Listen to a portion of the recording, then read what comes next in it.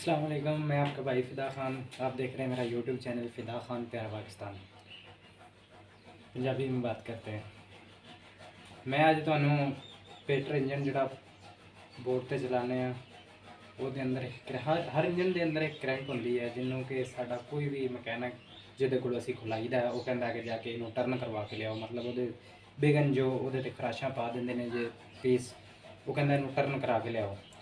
Turn 'ਚ ਕੀ ਹੁੰਦਾ ਕਿ ਉਹਨੂੰ ਖੁਲਾਉਣਾ ਪੈਂਦਾ, ਪੂਰਾ ਇੰਜਨ ਖੁਲਾਉਣਾ ਪੈਂਦਾ। ਅਗਰ ਪੂਰਾ ਖੁੱਲ੍ਹੇਗਾ ਉਹਨਾਂ ਦੀ ਮਜ਼ਦੂਰੀ ਵਧੇਗੀ ਅਤੇ ਫਿਰ ਉਹ ਖਰਾਦੀਏ ਕੋਲ ਜਾਏਗਾ, ਖਰਾਦ ਦਾ ਕੰਮ ਵਧੇਗਾ। ਫਿਰ ਇੰਨੇ ਖਰਚੇ ਲੰਬੇ ਚੌੜੇ ਨਾਲ, ਫਿਰ ਉਹ ਮਿਸਤਰੀ ਖਰਾਦ ਨਾਲ ਰਲਦਾ, ਖਰਾਦੀਏ ਤੋਂ ਕਾफ़ी सारा वो काम लंबा चौड़ा होंदा है। अज मैं तुहानू बगैर पीटर खोलन तो, बगैर इंजन की क्रैंक खोलन तो, व्हील खोलन तो, टापे खोलन तो, बगैर वो खराशां ख़त्म करके दिखावांगा, उसका तरीका दसांगा किस तरह ख़त्म होंदियां ने।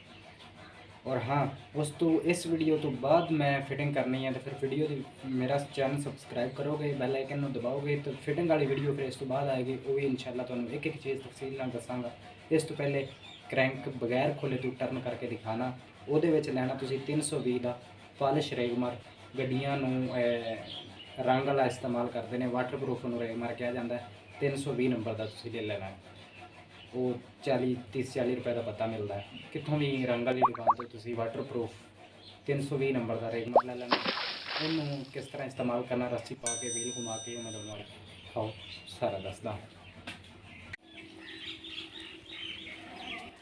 ਇਹ ਜੀ ਸਾਡਾ 25 ਹਾਰਸ ਪਾਵਰ ਦਾ SD 1115 ਇਹਦੀ ਸਾਹਮਣੇ ਕਰੰਟ ਤੋਂ ਨਜ਼ਰ ਆ ਰਹੀ ਹੋਵੇਗੀ। ਇਹਦੇ 'ਚ ਬਹੁਤ ਜ਼ਿਆਦਾ ਖਰਾਸ਼ਾਂ ਆਈਆਂ ਨੇ।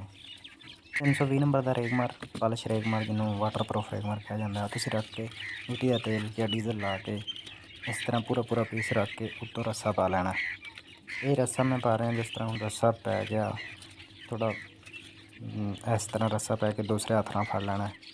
फिर किसी दूसरे बंदे ने घुमा लेना है तो फिर भी ठीक है, दूसरा ना भी घुमावे तो अपने व्हील के नाल भी घूमता रहे ना, तो फिर भी मतलब वेट अपने वजन के नाल भी घूमता रहे। तो देखो ये तुसी एक हत्थ नाल कर सकते, दोनों नाल कर सकते, लेकिन तुसी एक जगह तो नहीं, इनू रस्से नूं थोड़ा जिहा लैफ्ट राइट करते रहना, सज्जे खब्बे करते रहना, ताकि एक जगह डोरा ना पावे। सज्जे खब्बे अगर करते रहोगे तो पूरा दोनों साइडां मतलब बराबर पालिश होएगी।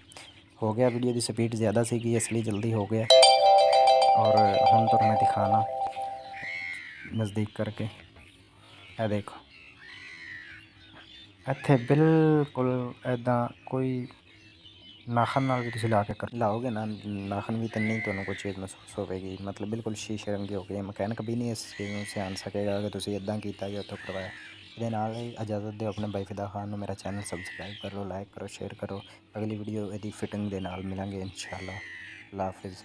मेरा चैनल अगर सब्सक्राइब करोगे तो ताकि अगली फिटिंग वाली वीडियो तुहाडे तक पहुँच सके। और इंशाअल्लाह फिर मिलते हैं नई वीडियो के नाल। अल्लाह हाफिज़।